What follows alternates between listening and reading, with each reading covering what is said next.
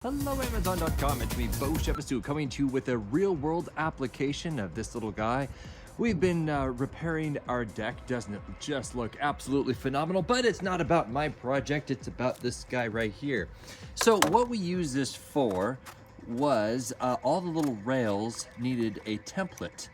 And so we used this to make sure that the rails were spaced out correctly.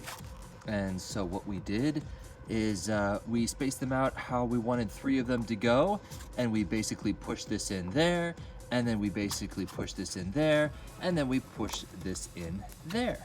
And you can, in such a way, actually measure between them to make sure that they are in fact equidistant.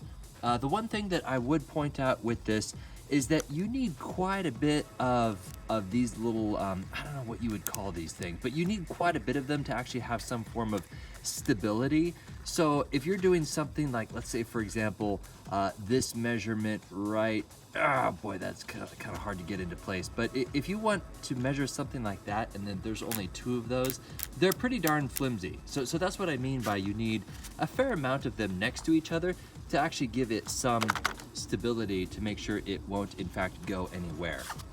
But overall, I would say that this is surprisingly useful in actually our shed project. But if you wanted to measure something more atypical, let's say for example just this corner, so we're gonna go ahead and smash that in, and there you go, you got it right there.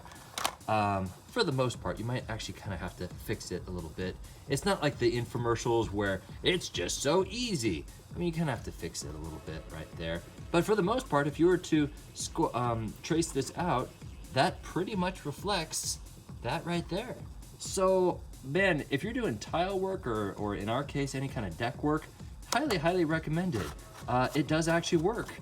So this one right here, as you can see, goes all the way to 15 inches, and it can fit somewhat in my smaller of my tool bags. It kind of peeks out a little bit, but there you go. I hope that that's helpful.